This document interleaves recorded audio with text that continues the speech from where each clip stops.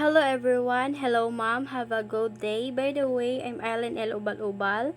I'm represent from the group 7 that tackle about the story of a cathedral by Raymond Carver. Cathedral is a short story written by Raymond Carver. This story was included in the Best American Short Stories in 1982. Cathedral have a theme of jealousy, insecurity, isolation, detachment, and connection. It's the story of how a man's perspective about blind people changes dramatically when he meets an extraordinary blind who him to a new realm of experience. It is also described the narrator's essentials jealousy of a eventual bonding with a blind man named Robert. The protagonist and narrators of Raymond Carver's Cathedral is a middle-aged and named man. Truth interiors monologue that narrator shows himself to be cynical and insensitive, especially to the poetry written by his wife.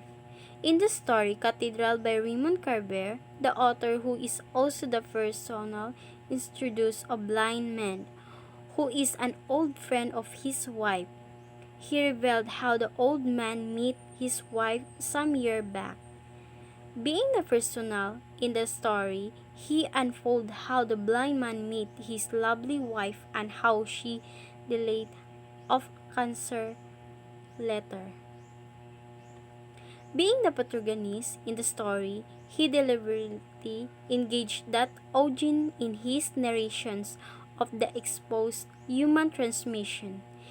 It is against this background that this essay explores the character trait of Carver as a personal of partial understanding who is ignorant to the approach reality by his aptitude to socialize with the blind man.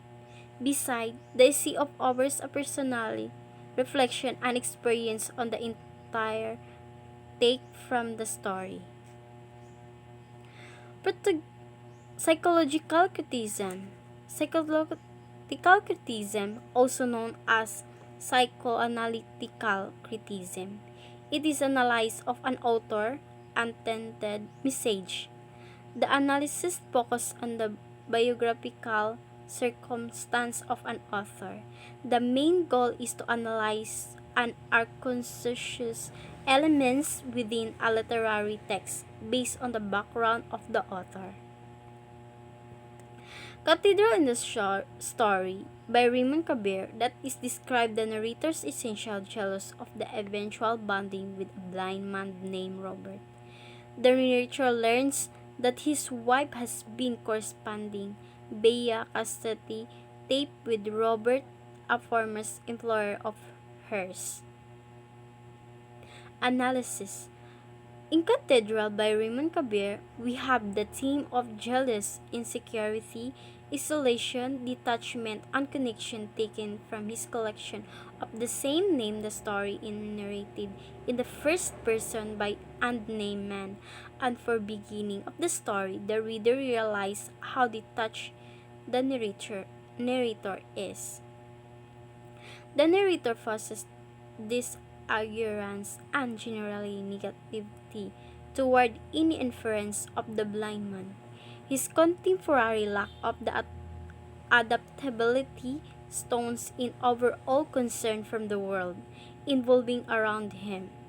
Though the narrators never directly comfort his loneliness, he turns his unhappiness toward others. His subconscious hides his craving from human connection behind his better outlook on life. Conclusion.